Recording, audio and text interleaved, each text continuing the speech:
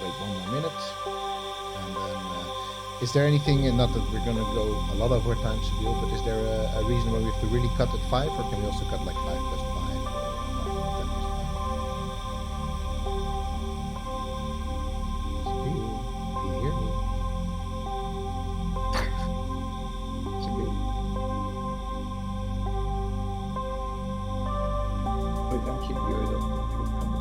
The mics are open. But I can only see you. No, but that's okay. That's Angus, okay. Aaron. Do you have a problem if we go a little bit over time today, like 5 past or 10 past? Or...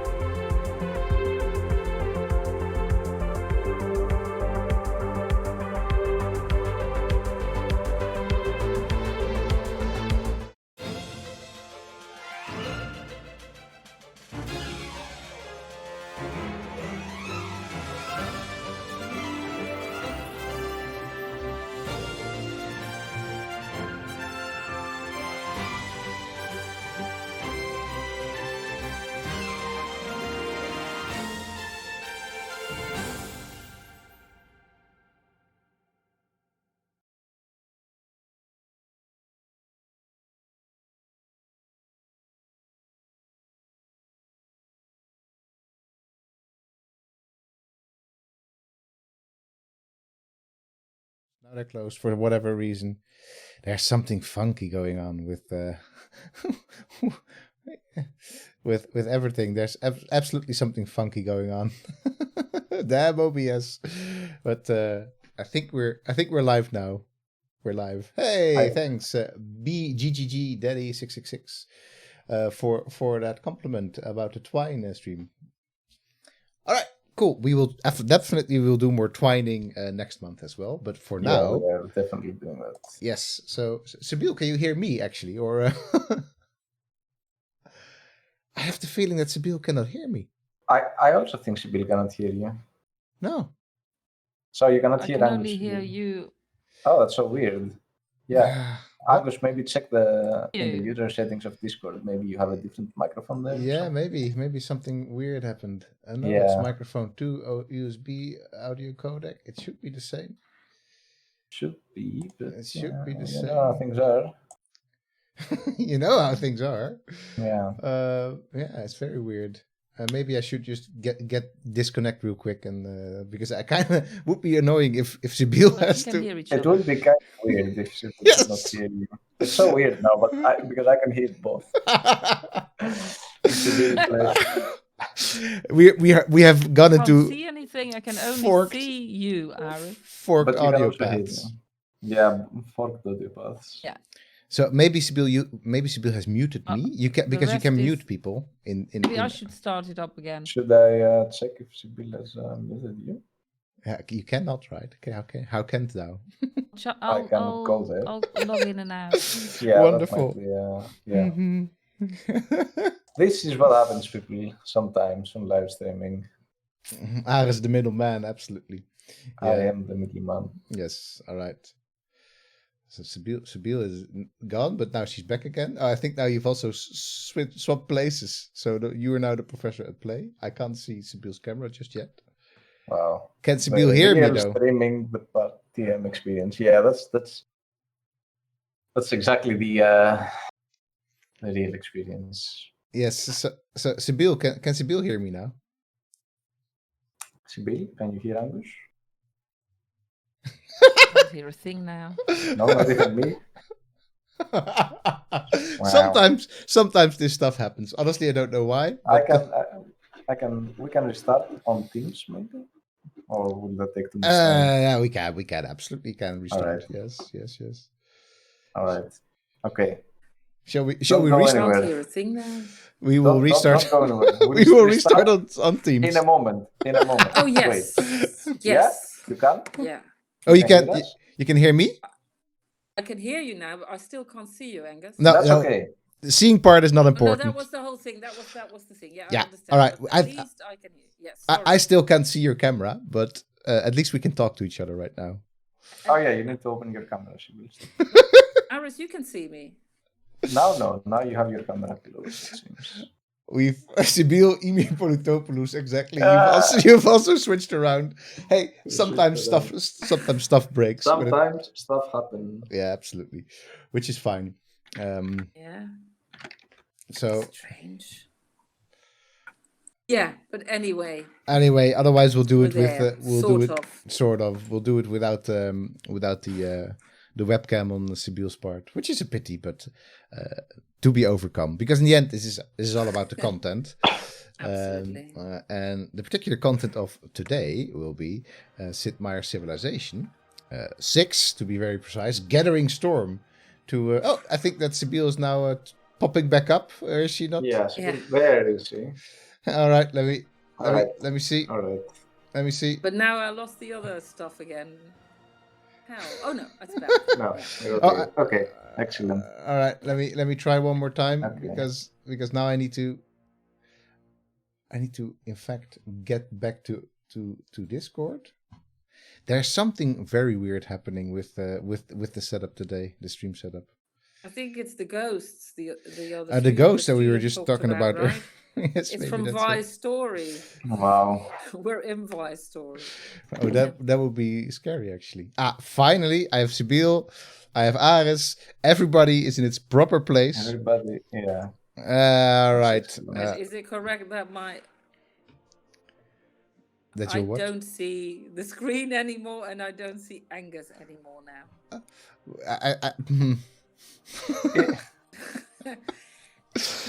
I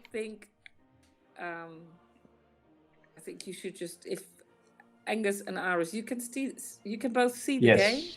Yes. Yeah. Just start, and I may join. Maybe or whatever, what I'll do one more time to really get this right. I'll share the screen one more time and see if this works. There we go. Boom. Is it back? No. Oh, well, No. I'm very sorry. Oh. Yeah, it is. There's something now. Something. Something. Yeah. Something. Yeah. So, Something. all right. Wonderful. Let's do Technological issues. It's always nice when you're starting Yeah. when you really want to talk about contents. I'm going to put the Yeah. volume. There we are. All right. So, all right, let's get back into a game that bars some technical hiccups we all really love. Well, I mean, love what we intellectually are interested in. And we get to know. No. Intrigued by, yeah. Intrigued by, I guess, and that's Sid Meier's Civilization 6. When your history with Sid Meier's Civilization, not 6, obviously, but started a long time ago, right, Sibyl? In around the 2000s? 2001. That was Sid Meier's Civilization 2002. 3? Yeah. Or was it that you played? I think. Yes. 3? No, it was 3, I think, yeah.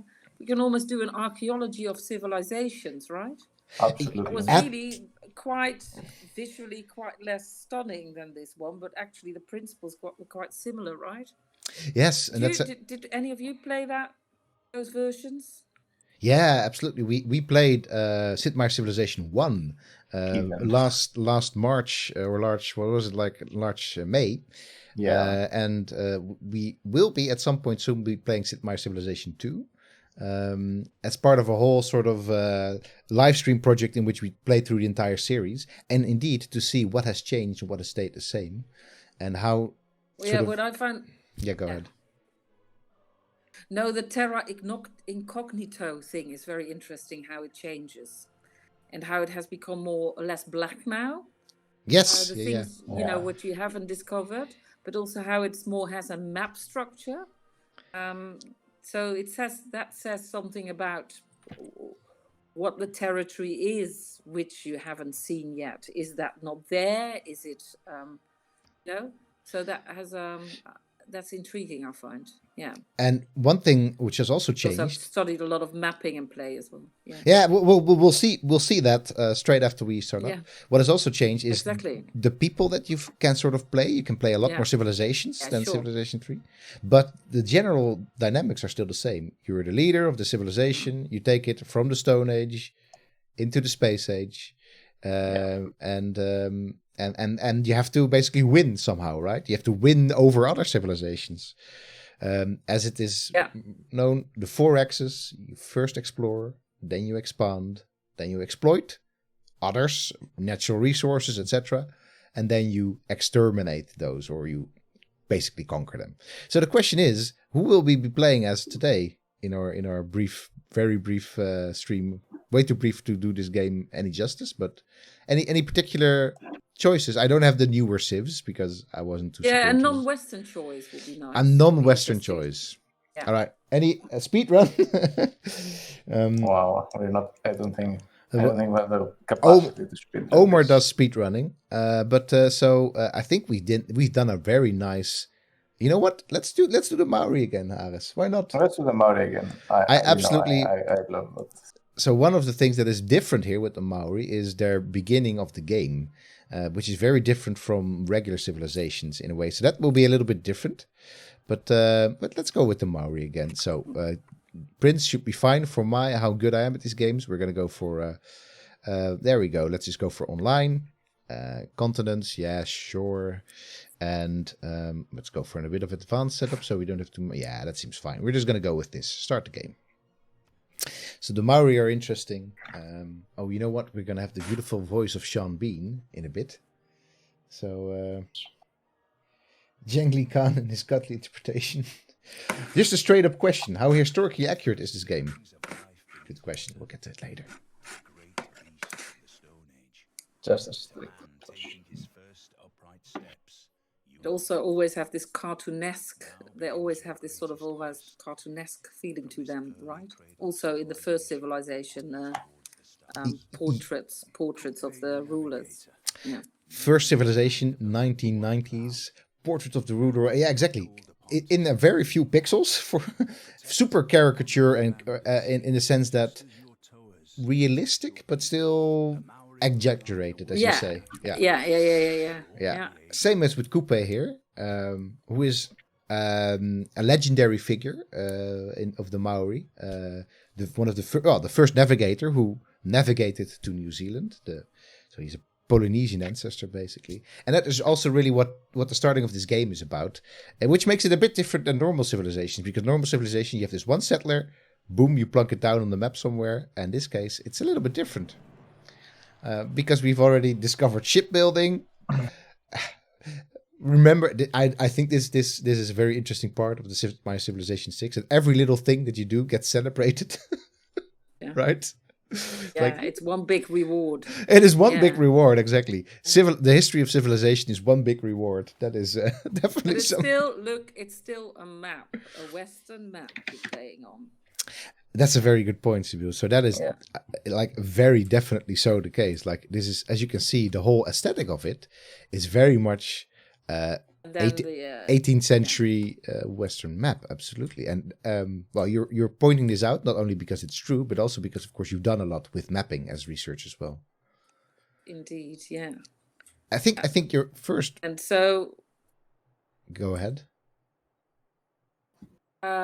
No, so that's interesting that there's this sort of superimposition of a non-Western culture on a very Western grid of how to look at space. Well, Maoris, of course, navigated in a total different way. They still navigated and still had kinds of mapping, not this kind of mapping, which is still the main first layer of this game, right? Yeah, it's absolutely true. In that sense, starting with the Maori is very, very interesting because, yes, as you say, they would travel not using maps. They would travel using the stars and using very much the currents. And probably, I don't know about Aboriginals, of course, the stories about the song lines are very big, but I'm sure other sort of ways of memorizing space were used than we are used to. Yeah, absolutely. Now you see, Yeah, go ahead. Now you see that the territory is Yeah. white here, right? It used to be black. The unknown The terra unknown. incognita. Yeah, so what is called the fog of war in this kind of strategy Yeah, and games, now- it used to be black often, but now it's like this map kind of.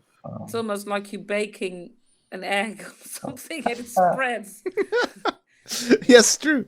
I think I've already found the perfect location I to. think you found a good location. Yeah, exactly. Let's get okay. there. So normally you want to get to something as quickly as possible, but the nice thing about the Maori is that they will actually get culture while not having settled yet. So normally the game only really starts as soon as you have your first city. Very much stepping into Ares, the idea of Near Eastern idea, right? Of cities. Yeah, very much so. And like this whole the date that we're starting and a lot of these early aspects of the game are very much related to the concept of the dawn of civilization, right? The beginning of civilization. So in this particular case, we start at 4000 BC, it's sort of the hallmark of the game that you always start at 4000 BC, because the 4000 BC is often described as not the year, but the period where the first cities arose. And that's when we have one of what is called the first city in the world, the city of Uruk, and its beginnings. Of course, the settlement existed previously, but it started flourishing as a city during the 4th millennium BC. So that's part of the reason as to why they chose this. And since then, we have the more cities coming up in the Near East and then elsewhere in the world as well. There are a lot of parallels here. The fact that you are encouraged to build your first city close to to water resources, for example, because the first cities in the Near East were very close were in Mesopotamia, right, the land between two rivers. And there is this also deterministic idea that these type of settlements need to be in close proximity to water resources. They have culture without having the cities. Correct? Yeah. You mean in general, like? Yeah. So what please keep on discussing, and I'll just try to move through the game a little bit. But there's also a question in chat. So how would you incorporate such other memories of space in a game like this? And that is a bit... Yeah, that's a very good question. Maybe that game, you can't do it in that game. And actually, when they try to do it, you get these strange sort of almost contradictions. And it's not necessarily a contradiction of facts, that's less important, but of ways of moving around space. That maybe, and there are, of course, also different ways of mapping, which are cultural geographers, for example, explore. And maybe you need to have a totally different kind of game mechanic to really understand how space and time develop in such cultures. Yeah, can be differently expressed. Get that mindset. Yeah, that's something that we've... Yeah, it's actually... Go ahead. Because this game has a very, it has a set idea of how space is being produced and how space is being experienced. So there is no... So this goes a little bit into the discussion of, but what do you want the game to do exactly about this? But this game is governed by this idea of continuous progress, right? So whatever happens into this game, you cannot go, quote unquote, backwards.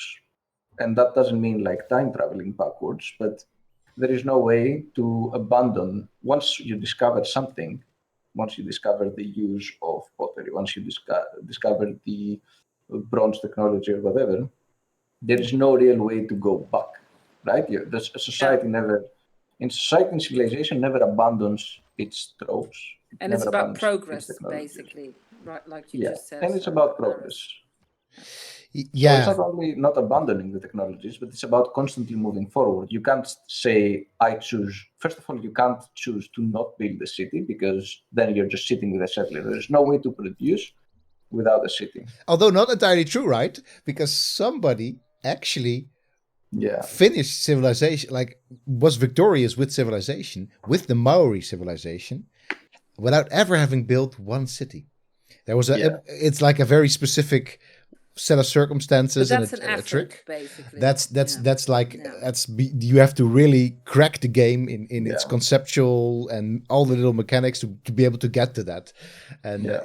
so that is definitely it. And yeah, as you already say, you can also not build a city. You can also not really easily bypass most technologies, right? And in that sense, and this is not something, if you've tuned into our streams before and see us play this game, this is more or less something we have say every single time. You have to play this particular straight jacket of history. So supposedly, this game is not historically accurate because, as Omar is fond of saying, Oomzer in the chat, as soon as you, in this case, play the first turn, history stops, right? It's something else than we actually encountered in our own world history. But at the same time, it is very much, sandwiched in this bandwidth of a Western perspective on history. And a Western go ahead. perspective on technology and history specifically, I would say. And space. And what it means to be successful as a civilization, who great people are, what interesting cultures are. I mean, everything, basically. There's not a point in this game that is not based from that particular perspective. And interestingly, of course, Sid Meier's, the person who first made this game, has come out and said, no, actually, there's no real philosophical bend to this game. It's supposed to be something fun for everyone to play. And and one of the things that I always, because we often talk about this in our live streams, but we don't often talk about it with you, Sibyl. One of the things that I'm wondering about is when you first started, your very first essay is about exploration and the pleasures of colonial mastery in this game. So in Civilization 3. And I still think that is, I mean, it's very interesting to ask how historically accurate this is and how much of a Western perspective this is. But how did you end up with focusing on these themes? Exploration, but also the pleasures of colonial mastery. Because this game is a lot of fun, right? It's very pleasurable in many ways. It's pleasure all the way through. Yeah. So how did you end up there at that? Well, I sometimes just end up somewhere. One moment to reflect on Sid Meier's claims about that it's not the intention. It doesn't matter that much what his intentions are. It's how the player engages with the game, which makes it important or not certain things.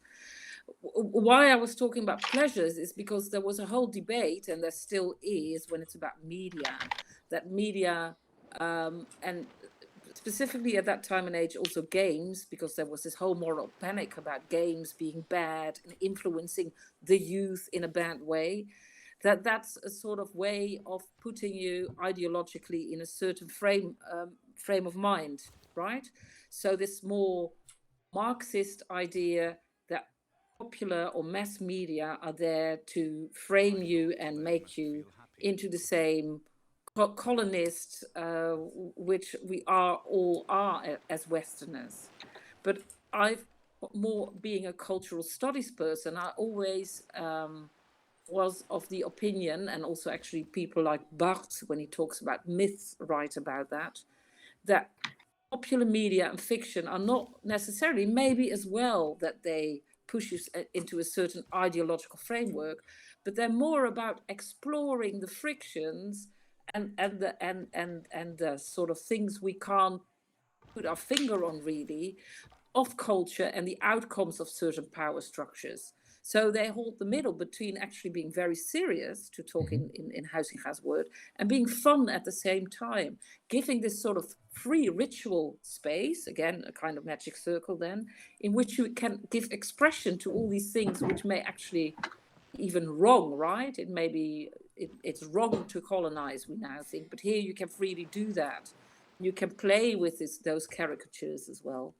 So it came in a way from this long interest I've had in popular culture as a sort of how that also gives, we look down on popular culture, but popular culture is such an important space to express those frictions between how we live culture and how power structures are sort of pushing us into certain directions. God, that was a long rant. No, but very interesting, Sibyl. And I really like that you, as also says in the chat, so how would Benjamin's conception of revisiting the past work in civilization as the unique system? As to an extent, we reanalyze the same objects over and over in play. That's a very good question. Very good. Yeah.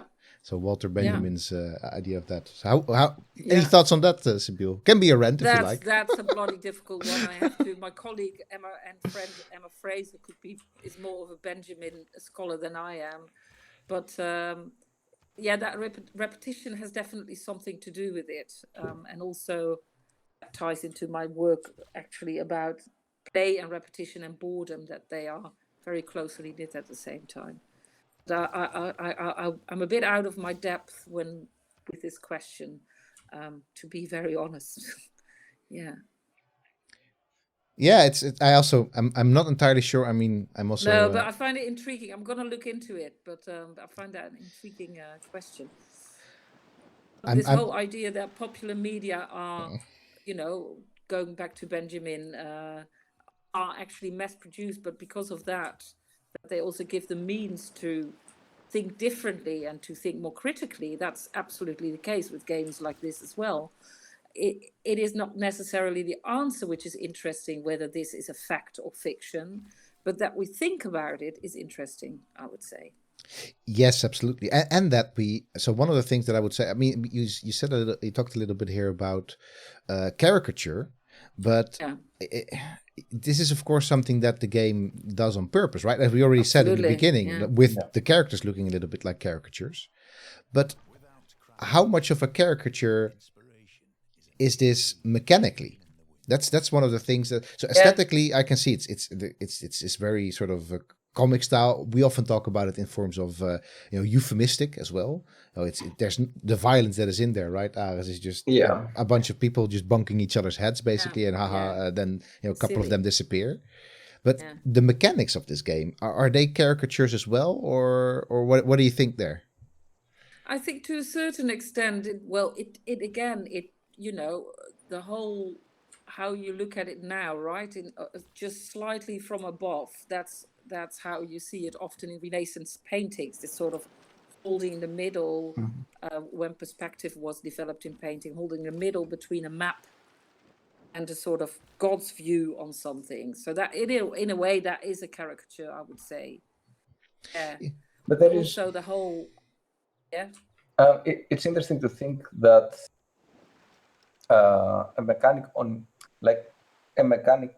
whether a mechanic by itself can be a caricature, or is the caricature the aesthetic part that dresses the mechanic? Well, yes, because that's not necessarily. I'm looking at how you look, but also how you look makes how you move, right? Yeah. So they're not totally separate. But how you move is definitely a caricature as well, I would say, right? There's only anyway a limited kind of action you can take. Yeah. It doesn't show. I remember I was talking about that in an earlier thing we had last week. It doesn't show the mess or the things, how they can go wrong when you're really sailing out to discover fat brackets. Exactly. It's not that my settler will sort of all of a sudden disappear on the high seas, as I'm sure has happened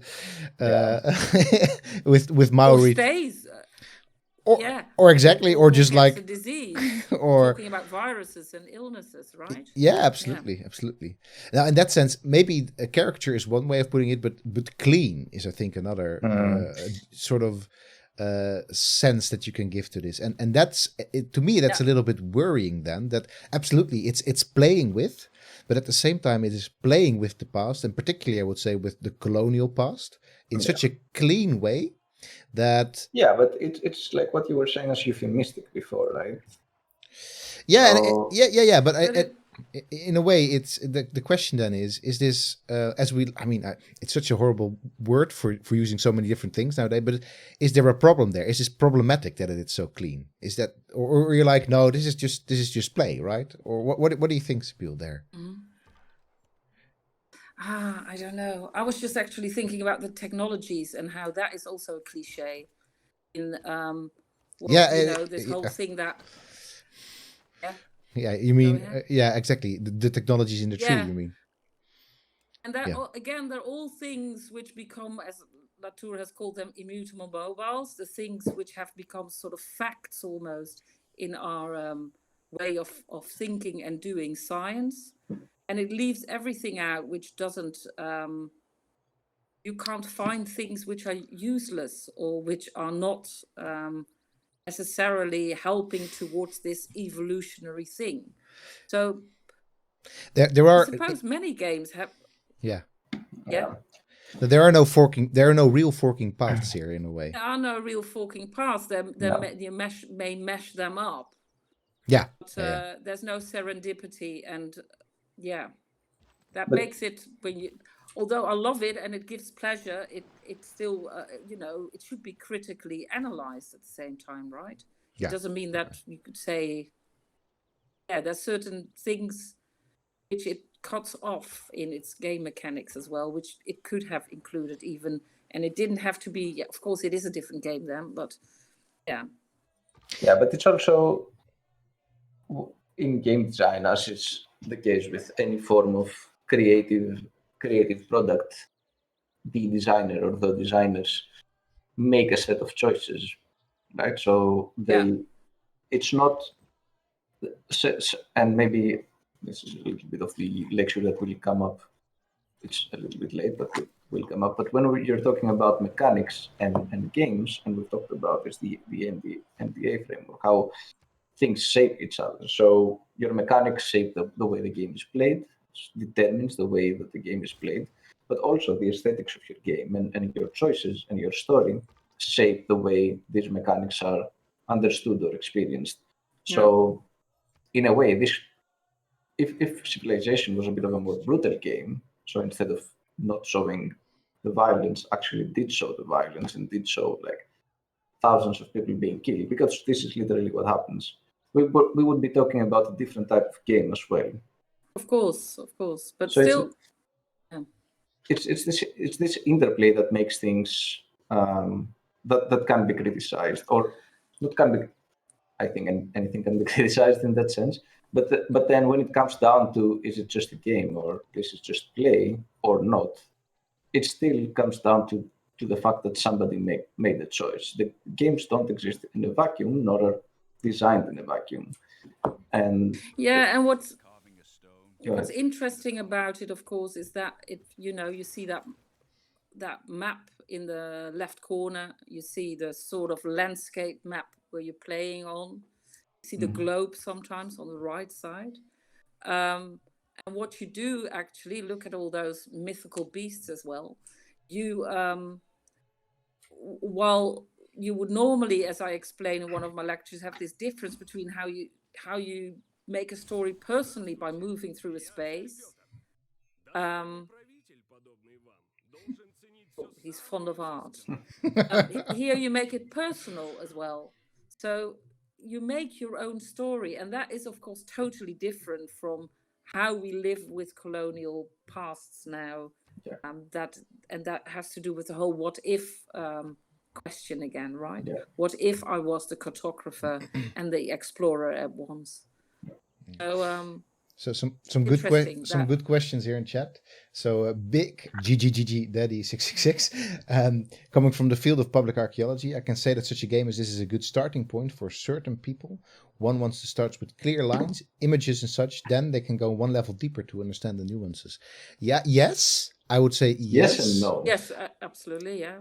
But at the same time, it matters with what pictures you start. Yeah. So what are the clear lines? Exactly. What are the clear lines here? And could we reimagine other clear lines? Is something that. So could we reimagine clear lines that are about not about the pleasures of colonial mastery, right? Are Yeah. there other clear and maybe this is simply something historically and through our heritage is something very inconceivable for us when we think about the past. Indeed, yeah. So that Yeah, is that's also, it is, remember, we were talking about Henry Jenkins' intermediality. This is, of course, steeped in other ideas which we have been fed over the centuries about how this works, this practice of colonizing. Hence those magical beasts as well, you know, that this sort of unexplored territory in which you can find treacherous things. So in a way, this is not just this game, but it's part of a tradition of quests, of travel stories, of celebrating colonialism in that way, I must say. And Santona XP asks, how about indigenous people who complain about being portrayed as equally colonist as Western cultures? Should certain civilizations not be included because their culture can't be represented within the strains of the game? So that's, it was Decree. Yeah. It was Poundmaker. They complained about Poundmaker, their leader, being in the game as a leader in a civilization game, because they said this is something Poundmaker would never do. All right. Yeah. So these are all. But this whole mapping exercise, this whole idea that there is a terra incognito which you can sort of fill in is, of course, a very Western idea. And as you say, it's also part of the story that we can tell ourselves of colonization. Because in reality, I mean, the idea of the very first colonization, right, it wasn't about mapping terra incognita, it was about finding trade routes, right? And then later on, in the 19th century, the terra incognita, the coloring in of the last of the map became, 18th, 19th century became very important. Yeah. I was just reading a book about Aboriginals in Australia and how they sort of recall or rewrite the story of discovering Australia, and that the colonizers came and saw the space as empty and non-explored. Well, actually, there was all this activity going on, which they didn't even notice because they couldn't see it, because they came there with the idea that it was unexplored territory. And that's a sort of very important part of colonizing territory, which is just replayed here, of course. Yeah. To go back to your quick aside, by the way, tiles. Santona XP, we will at some point, when we've already done a little bit of this. Actually, we've already live streamed Humankind, this other upcoming 4X game, and we will definitely compare it to Civilization. So if it's out, we will, or there's more open dev to be had, we will have a look at Humankind as well, and how it supposedly is, different, a different thing than Civilization in many ways. All right, let me get, but yeah. So if Poundmaker wasn't included, many people wouldn't know about their culture and such. Is this a necessary evil? No, I don't think it's ever a necessary evil to. It is never a necessary evil.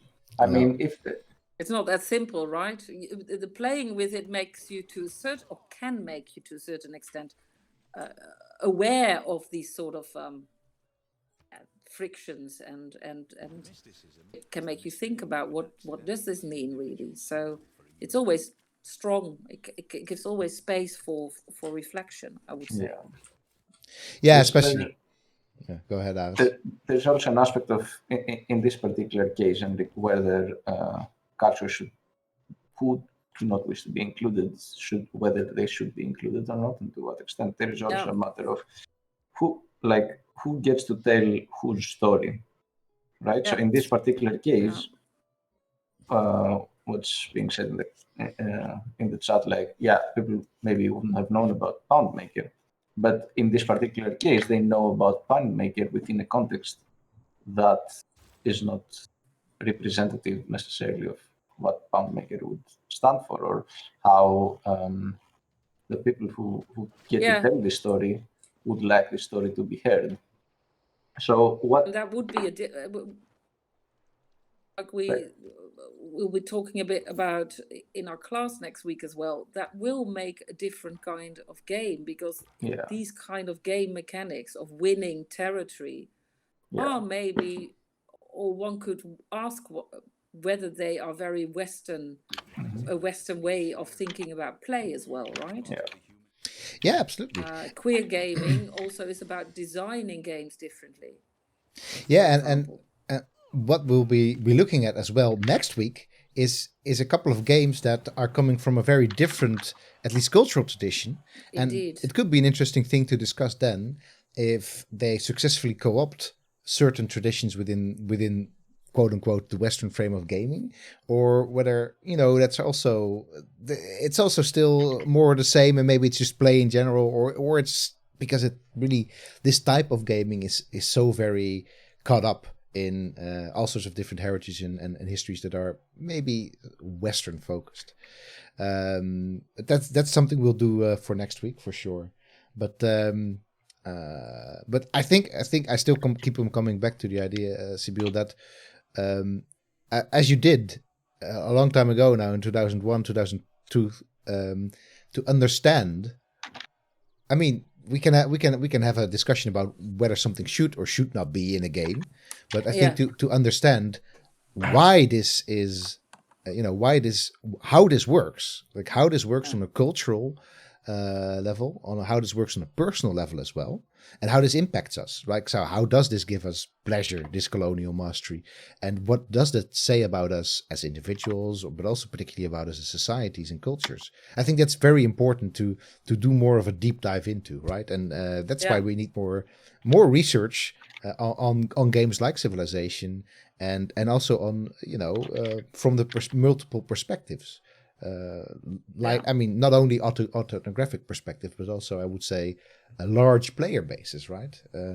Because we can, as woke academics, we can be very critical if we like, but if basically the larger impact of a game like this is that everybody frigging loves the past and goes on to read tons and thousands of books about, for example, Maori culture, and they get a really deep understanding of it, and step away from this clear line that has been set out before. I mean, why would we complain, right?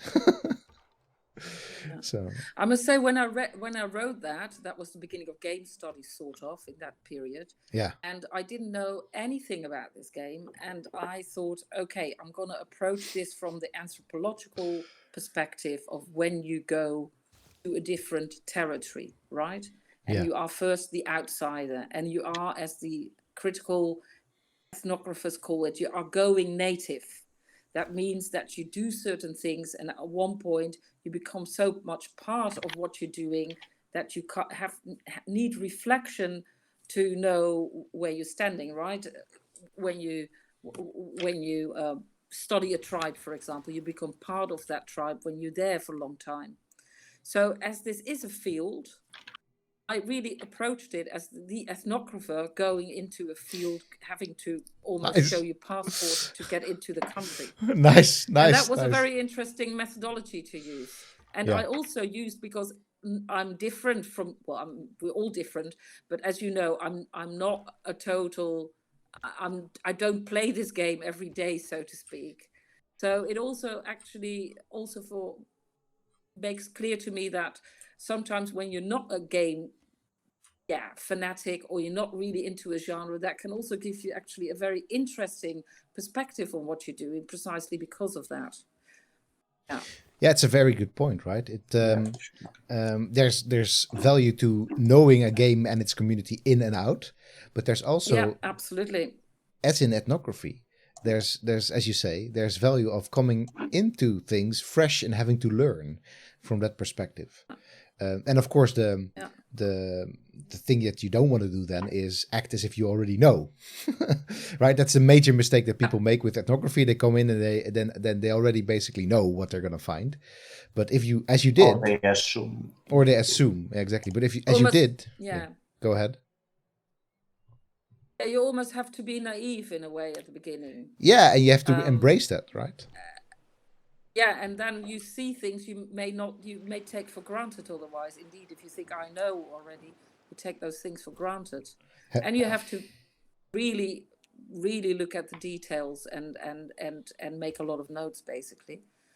But no, that was an interesting position to take. And I was a bit of an odd one out when I wrote that, because at that point, game studies was far more about formalistic, of course, understandable understandably thinking about what are the mechanics, what does that mean on a formalistic sort of scale or level. Yeah. But this cultural studies perspective was not that well developed yet. So yeah. No, which in a way maybe now is really the main perspective of game studies, if you think about it, the More, cultural yeah. studies. Sometimes I wonder, yeah. Well, well, anthropology maybe or ethnography, yeah. Yeah. Not, but it has tilted somewhat, and I'm sure it will tilt again at one point. As these things do, absolutely. As these things do, yeah. Yeah. So Dionysus asks, maybe this could be a final question to wrap up with.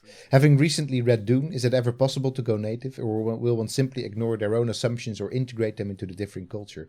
And Wow. exactly, that is the hard part. Fantastic, of, yeah. But that's the whole thing in anthropology, that at that, when you become that, you have to still take distance the whole time and reflect upon what am I doing, what am I seeing, why do I now see this as normal, which I was startled by in the beginning, etc. Yeah, and exactly, and the realization that you in fact cannot go native is I think the one, right? And there's also no real benefit in going native. In fact, there's a benefit in being very clear about your cultural background. Well, not only your cultural background, but who you are as a person, while you're learning about other people and their culture. That is yeah, and even in your if there is such a thing as your own culture. But if there is such a thing, even then you may sometimes feel at odds with it, right? Yes, those are moments to actually look at and to scrutinize. Yeah. Yeah, and also not linger in your it is very much about openness as well, because it's one thing being it is okay about not okay, but it's one thing going in there understanding that it's almost impossible to go native, basically. But there's another thing to also go in there with the open mind, that critically understanding your own background in such a way that allows you to openly accept or interpret or understand other cultures.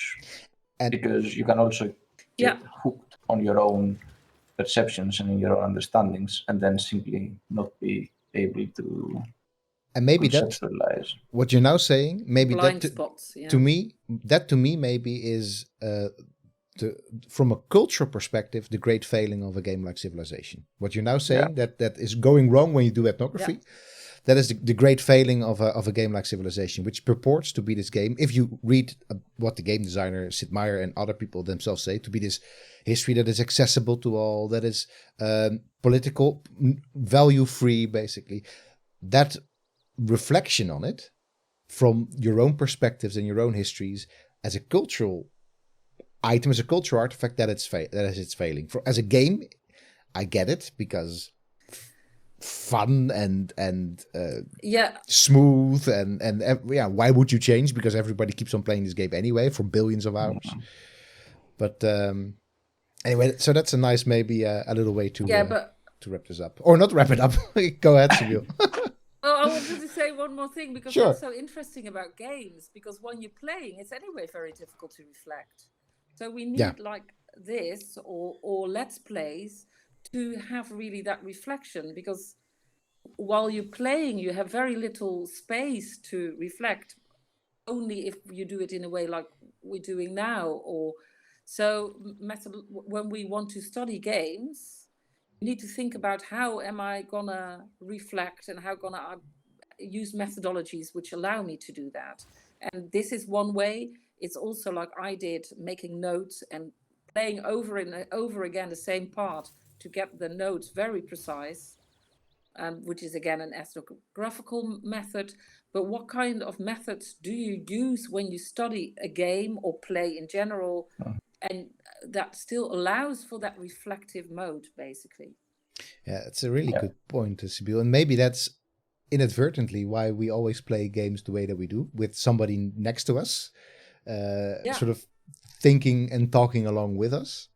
Because that helps really to break you out of the flow of the game. So that's very interesting. This is in itself a methodology, right? What we're Yeah. doing now. Oh, absolutely. Yeah, it's meant as such as well, for sure, and it's hopefully a little bit of fun for you all as well. But and Doesn't interesting. exclude each other. It doesn't. Yeah. That's the nice thing about games and many other things is that sort of stuff doesn't have to exclude each other.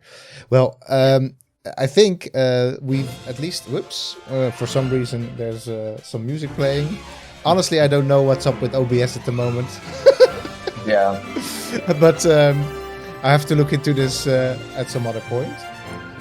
How does this music even playing? Oh my goodness! I can't hear a thing. No, you on your end you cannot, but people on the stream were like, boom, Blown away. blown away. So I have to clearly have a little look at the technology part of this research methodology thing. But that's Indeed. that's and fine. the failure part, which is interesting itself. Absolutely, or sometimes simply frustrating. If I can't understand why we were failing. But I think what definitely hasn't failed is this discussion. So thanks so much as always for Thank you.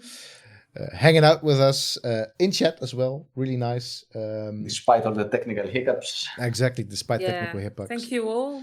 And we'll be back tomorrow. We'll be back tomorrow. Sibyl, we're gonna do something fun. We're gonna be virtual Vikings tomorrow.